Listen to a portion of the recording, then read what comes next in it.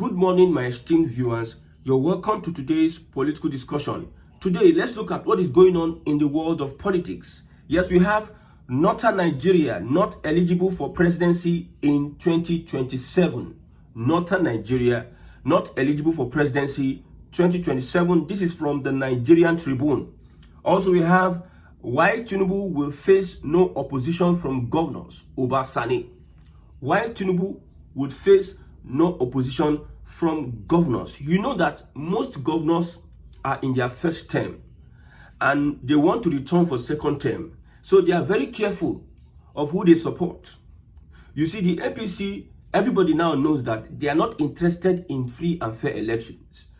From the experiences of Edo and Ondo State, you know that the APC will snatch it and grab it and run away with it from any state. So far, they are in charge of INEC and they can manipulate the judiciary and other agencies of government. That is why you see most governors are afraid to come out and stand up against the tyranny of this current administration.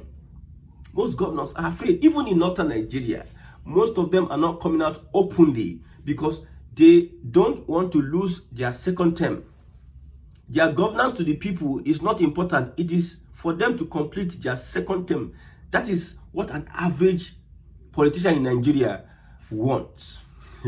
You see the governor of Osun State, a PDP governor. There's PDP. They have not chosen their presidential candidate. They have zoned it to southern Nigeria. The governor is endorsing another president or presidential candidate from another party, which is Tinubu, while his own party is yet to get a presidential candidate. A PDP governor. You can see the twist. You can see even an Alex Oti is praising the presidency, the governance of Bola Ahmed Tinubu in southern Nigeria. All governors, note, in southern Nigeria, all governors will support President Bola Ahmed Tinubu. Now, this election 2027, it is between the people, the coalition, and the APC. That is clear. If the coalition get their act right, if they are able to fix in Peter Obi into their calculation and their political arrangement, it is now between the people and the APC. Mind you, APC has political power. And this APC under Tinubu knows how to use the same political power. Governors in Northern Nigeria, most of them would support President Bola Ahmed Tinubu. The ones that will fight him will do it secretly. They will not be able to come out openly because Northern Nigeria, as we speak, is largely divided. So many ambitious people in Northern Nigeria, so many, at least almost like 5 persons want to become president.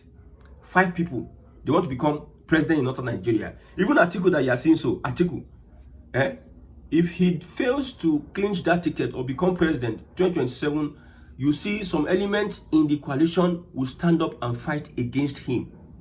It tells you the kind of division we have in Northern Nigeria. Obasani is saying that Tinubu will not face any opposition from the governors. This is one of the reasons. I tell you, earlier this year, I told you that Alex Oti is going to join the APC by the end of the year. Let's watch. Now, politics is not about emotions. We are not bringing in emotions here. We are looking at what is obtainable, the facts, and what you can do. I've advised the coalition what they can do to unseat President Bola Ahmed Tinubu. That is, if they are listening. Find a way to accommodate a Peter Obi and their sentiment in the coalition. Because it is, you see, the last election, they said the Labour Party are like 4 people tweeting in a room. When the Labour Party shocked everybody, they were surprised. That's why you saw, even they had a governor. They had a little time to start rigging the election. They were shocked. They thought that they were going to floor everybody. But they were shocked at what happened. With their bribery and all their gymnastics. They were overwhelmed by the support for Labour Party. Even the Labour Party then alleged that they had more than 10 million votes, which was reduced to 6-point-something million votes. So if the coalition can be able to accommodate Peter Obi and his sentiment, the Obidian movement, politics is all about interest. Don't let anybody gaslight you. Politicians are looking at their interest. That's why most governors will look at it, okay, I have a second term. And I know that our electoral process is not matured. It is flawed. An average Nigerian or a professor can be giving money to rig me out for no just reason. I might have the popular vote, but those in power can give INEC chairman and INEC commissioner money to rig me out. So what should I do? Let me look at the interest. Look at Soludo. You are partnering with the APC so that you can become governor with Abga. I know that he will not leave Abga. They know the secret meetings they do behind closed doors just for them to return a second term. You see, for politicians now, it is all about staying in power. It's all about remaining in power. If you go to the National Assembly, most governors have been there. Oh. When they do governor 8 years finish, then go there. Oh. So why Tinubu will not face opposition from governors? Because governors are afraid of what the APC can do during elections. We don't have anybody that can stand up to Tinubu now. It is those that are not having any political power, because you need governors. You see the kind of politics the Tinubu government is playing. You need governors to win an election. In Nigeria, what is obtainable? You need governors. Having a docile population, having a docile people, having an ignorant, illiterate, and foolish voting population, you need governors, because governors are rigging machines for the government of the day. Governors are in charge of criminal structures. I don't know if you have been in government before, if you have played politics before. I have people that have played politics, and I've monitored some political activities. Yes, I've monitored, and I've seen that, my brother, a politician that will go to heaven, I want to know the person. Number one, a civil servant that will go to heaven will know the person. A politician that will also go to heaven, I want to know the person. Because it is all about arranging. They arrange the whole process. It is the clash is not between the voters, though. It is between vested interests. For instance, I'm a politician. I want to run for governor in my state. No voter can stop me. It is somebody who has influence of voters, who can influence voters, that will be my rival. I hope you understand. In a local government, somebody comes up and said, I want to be a local government chairman. There's this Agege local government, Obasa's son. He vehemently rejected the young man. We don't want the young man this and that. At the end of the day, the young man became vice chairman to the person who is now chairman of Agege local government. So the only people that can stand up to Obasa, the Speaker of the House of Assembly, are top guys in that system, not voters. So that's why you need governors. You need people. Governors will have to give you financial support. Governors will have to assure you that they are in control of their state. They will monitor the activities, and also they will play a huge role in you winning elections. If Ubasani is coming to tell us that governors will not oppose Tinubu come 2027, I don't know the audacity that is making him to come out and say such. Because let me tell you the truth. These elections, the people need to wake up. Number one, you need to wake up to know that none of these politicians, none of them, I pity for people that are using tribalism, religion. With the tribalism, with the religion, what have you gained? It has even gotten to a point whereby we don't know what is good governance.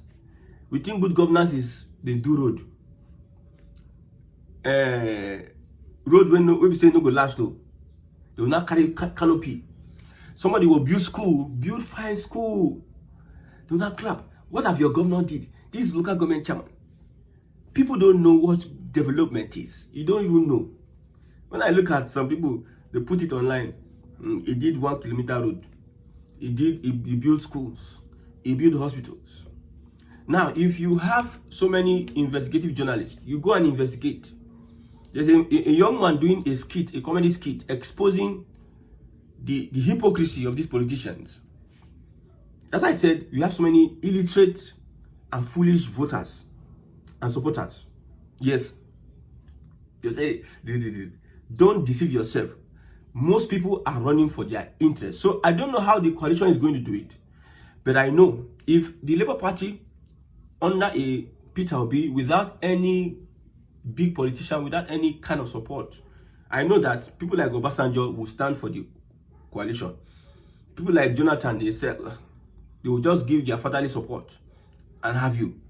But I know that it is the people. If ADC can win the hearts of the people, they will have a chance also in winning the elections. They will have a chance. And also, if they can be able to facilitate massive voters card collection registration, man, that will go a long way in them poking their hands in the eyes.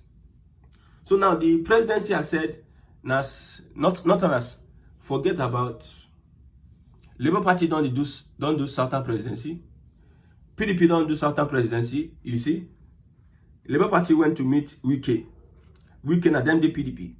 So Labour Party Southern presidency, PDP Southern presidency, the APC Southern presidency, ADC Inco. Would ADC follow the Southern route? Would ADC follow the Southern route? So the decision of this ADC will determine if they can accommodate an P2B and is able to convince the obedient movement that whatever we get in the ADC, that's when they have chance. But it will be difficult if you don't give P2B that presidential candidacy. If you don't give, it will be very difficult for P2B. Now let's look at other reports this morning. We know that the House of Representatives suggests that they should hold all elections in one single day. House of Rep have said that all elections should be held on a single day. Let's look at it. Now, the proposed amendments by the House of Representatives in the National Assembly involve several key changes. Political associations aiming to register as parties will be required to pay 50 million. Presidential campaign spending will be capped at 10 billion. Elections will be held 120 days prior to the current office holder's term ending, and election petitions would need to be resolved within 90 days following the vote. Oh, I will not read all this. Let me. They gave election spending limits for Senate, for it to spend for election 500 million. For House of Representatives is 250 million. For State Assembly and Chairmanship, the limit you can spend is 30 million. And for Councillorship, the limit you can spend is 10 million. Governorship, election expenses is 3 billion, with an increase from the previous limit of 1 billion stated in the Electoral Act. Okay? Okay, all elections should be held in one day. Why? All elections should be held in one day. I wish this was applicable during the 2023 elections. I wish this was applicable. I will tell you, most of the governors will be Labour Party. I'm telling you the truth. Governors will have been Labour Party. In fact, Sanwo-Olu was lucky that these elections were not held in a single day, or they did not start with the governor's elections. It was very lucky. If they had proposed this, and it is what they implemented, my brother, most of the governors today will be Labour Party, and it would have been difficult for the APC to run so many campaigns against the opposition, having governors from you see Alex Oti as a governor. It is difficult to influence him, and his political party. Look at Adeleke. Adeleke, with all the gra the APC Osun State is doing, he still remains the governor, and he still has the chance to win that election as governor of PDP. The political party might be in shambles, but having a governorship position, do you know what it is? It is So, do you support all elections should be held in one day? Do you support that? All elections should be held in one day. Okay, let's look at United States, US mission in Nigeria. Look at what they said about the country. We are not ashamed though. Me say, no be today say I don't dey. While Nigerians are urged to endure economic hardship like labor pains, some governors are splurging billions on new government houses. This is from the United States. What do you think about us? Now, the budget NG warns that instead of funding schools, clinics, or agriculture, leaders prioritize buildings they barely use. That's how Umahi became the best governor, after spending billions on infrastructure that his people would not be utilizing. There's what they call utility. Utility in economics. You built an airport that will not be utilized. There is more money, little accountability, and no priority. I know I'm bringing this out because this is a picture of the government of the day. See, any paparazzi you see people coming out, like I said, local government chairman will build big hospital, big school. The level of education is still poor with your big schools. Healthcare is still poor with your big schools. The most important things, you people are not focusing on it. Attention is not being put on the most important things. It is just contract, build 21 billion. Inside 21 billion now, they feel like 5 billion or 10 billion, run the package, carry the rest, put inside their pocket. That is why they are always building. Without any, okay? You see, instead of funding schools, clinics, or agriculture, leaders prioritize buildings they barely use. Such alleged lack of fiscal responsibility fuels inequality and erodes public trust. So when I tell you that I don't see a Tinubu government, when it comes to good governance, I don't see him there. He's not close. Because no accountability. If he does a project, he calls your bluff. He doesn't care what you say. They're not interested in what you're saying. They'll just tell you, they are interested in what they are telling you. They believe you have no say in what they are doing. They'll just be explaining to you, just for explaining sake, for the cameras, for official sake. They will do whatever they are doing, irrespective of whether you think otherwise or not. They don't care.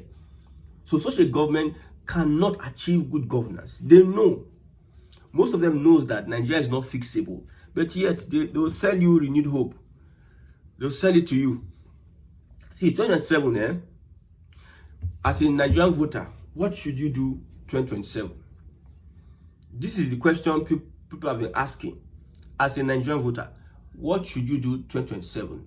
Now, let me start with Christians. If you're a Christian, God should help you. You know the leaders that mean well for you. Vote for the leaders, irrespective of tribalism, religion. But if you want to go that route, that's your problem. As a Christian, as a devoted Muslim also, vote for people that mean well for you. You know, there's no politician that is ever, no politician is a saint. No politician, no single. P2B does not come close. There's no single politician, even Yaradua, that is a saint. But it is those that mean well for you. See, forget anybody that has experience or whatever. Nigeria has what it takes to fix electricity. I'm telling you. It is not to, it takes the right leadership and the will, the political will to do so. That's what it takes. Nothing more than that, nothing less. It takes the right leadership. But when you have a system that grew up in corruption, that from the foundation, its foundation was built on corruption, how do you think that they were willing, having a political will to do what is right? So you know the people that at least have, like, you people have been supporting technocrats. This one is a politician. This one knows how to do this. You have been supporting. We have not seen the result. Why not support people that have good intention? Let's see the difference between a leader that is having a political will for his people and somebody that is just there for his personal interest. You know, that's the only thing I can tell you, so that you absolve yourself of being part of the calamity that is going on in Nigeria today. So for northern Nigeria, we know that it is largely religion for northern Nigeria. For southern Nigeria, the current political dispensation has introduced tribalism in southern Nigeria. Some people are asking a question: how did this Yoruba Igbo beef of bigotry start? My brother, since the civil war, the bigotry between Yoruba Igbo, the sentiment, since the civil war, it has been there since. But when we got to this election cycle, my brother, when we got to the election cycle, that is when some people, like I told you, politicians, when they want to clinch onto power, you see Jimmy Agbaje, as far back at 2000 something, Jimmy Agbaje wanted to run for governor. So the politicians then, the APC boys, used that political card of Igbo sentiment. That's what they use. Every election they want to win in Lagos State, they use Igbo. The beef have been there for a very long time. Since I was born, I lived among Yoruba tenants, and I know what they tell their children. I understand Yoruba. I've experienced some marriages that fell off because of what parents are telling their children. So anything you see online saying, when did this start? My brother, it has been there for a very long time. Politicians used it during the last election to gain popularity. They are desperate. They used it to gain popularity, to win the hearts of their people. So whatever it is, if you want to vote on religion and sentiment, it is left for you. If you have a conscience, now you know. I'm not shocked again that even people that go to church, pastors, are selling their votes. They will tell you that it's politics, it's support for their own. A pastor came out to say that instead of me to vote for Igbo, a pastor, I can never leave my brother and vote for Igbo. A pastor. The heaven that he claims he wants to go, I don't know which heaven is that. I don't even know. A pastor building ethnic sentiments. No wonder our church today, this one have the look of Igbo. We know them now. This one have the look of Yoruba. We know them. This one have the look of Hausa. But at the end of the day, I will still tell you that with the way things are going, my brother, forget Nigeria being well. May God help Nigerians.